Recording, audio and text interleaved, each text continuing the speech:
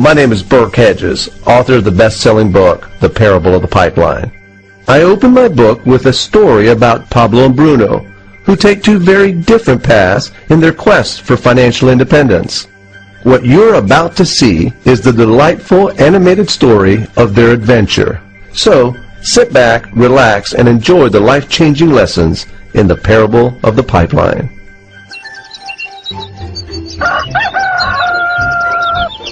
Far away, in a small village, near a beautiful valley, lived two friends, Pablo and Bruno. They were both young and dreamed of a better life for themselves. They'd often discussed their dreams about how they would become the most successful men in the village. They weren't afraid of hard work, and they searched for opportunities to help realize their goals and achieve their dreams. One day, an opportunity presented itself.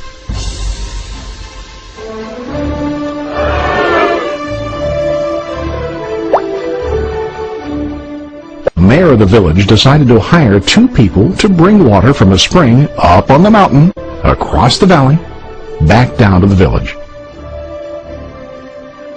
They were to be paid based on the amount of water delivered to the village. Bruno and Pablo enthusiastically got to work. Every day, from morning till evening, they carried buckets to and from the spring.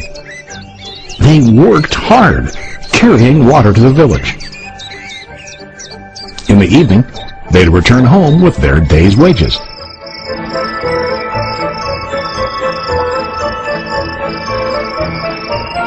Bruno was satisfied with his work and the money he earned. He was sure that with this work he could achieve his dreams.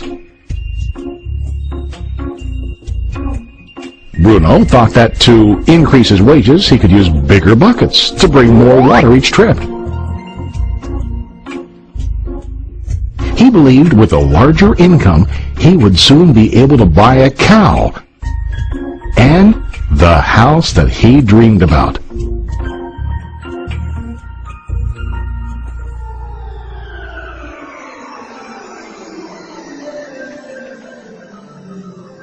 Now Pablo was not satisfied. At the end of the day, his back and hands ached, and he was exhausted. He was looking for an easier way to earn more.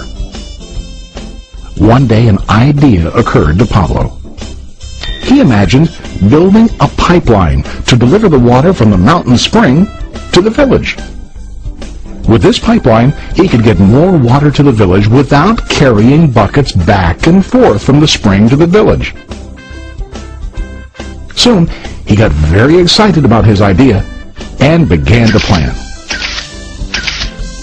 Pablo, of course, shared his idea with his friend Bruno and asked him to join with him to work on and help build the pipeline. Bruno thought the idea was crazy. All Bruno could think about was what his money could buy today and how to get it quicker. He felt that building a pipeline would slow him down and delay him in achieving his goals. Instead, Bruno got bigger buckets and went more often back and forth, fetching water. He was sure that with this method, he could make more money. Pablo decided to build the pipeline on his own.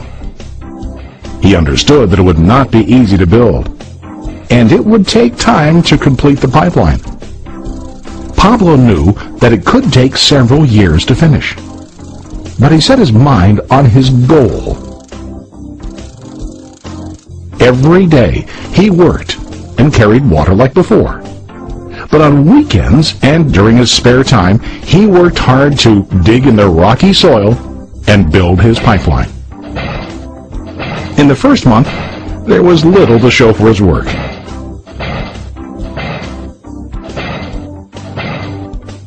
Bruno and the villagers laughed and teased him. They called him Pablo the Pipeline Man.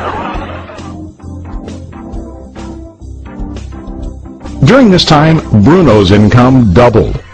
He already bought a cow and a bigger house. His lifestyle changed.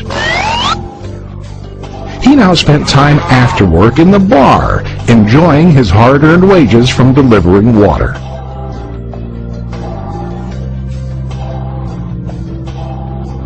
What Bruno didn't realize was that his body was starting to stoop from carrying heavy buckets every day.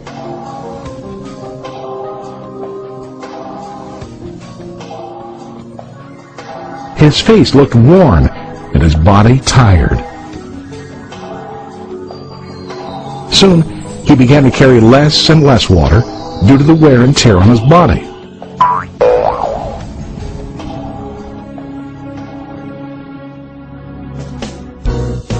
Month after month, Pablo worked. Soon a year passed, and then a second year.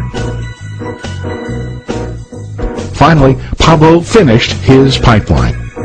He now used his pipeline to deliver water to the village instead of carrying buckets. Pablo was now earning more money than ever before. The water continued flowing to the village, while Pablo wasn't working. While he slept and ate, the water flowed. Pablo was happy and proud of his insight, persistence, and hard work. Now his income flowed as long as the water flowed through his pipeline.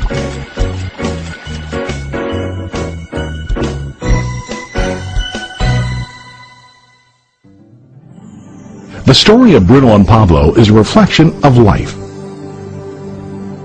Their jobs symbolize what most people do to earn money. Bruno gets his money using buckets. He goes back and forth, carrying his buckets from the spring to the village in exchange for money. To increase his income, he either has to go more frequently to the spring or to use larger buckets. It's common in real life to increase our income by working harder. For example, working overtime or getting a second job. We also increase the size of our buckets by accepting a higher paying position, which often includes spending more time on the job. Most of us exchange time for money like Bruno. We know that every person has only 24 hours in the day and that it's not possible to use all our time to work. The most difficult time comes when we can no longer exchange time for money due to age, health, or other reasons. Then, our income stops. Now let's review what Pablo did. Very wisely, Pablo did not exchange all of his time for limited income, but he used some of his time to build a pipeline. He knew that the pipeline would bring ongoing income as long as the water flowed. An ongoing income that multiplied the time he worked each day. Pablo knew that someday, maybe because of age or health, he would no longer be able to exchange his available time for money. Pablo knew that if he could make his idea of a pipeline work, then he only has to do the hard work of building the pipeline. After the pipeline was completed, Pablo was able to monitor and maintain the flow of water to ensure that his income will continue. Pablo has shown us that to earn an income, we don't always have to directly exchange time for money. There really are better ways. How about you? Are you still like Bruno, who directly exchanges time for money? Or do you want to be like Pablo, building and maintaining a pipeline for ongoing income? If you are interested in the idea of building your own pipeline, contact the person who lent you this presentation. You can start building your pipeline today.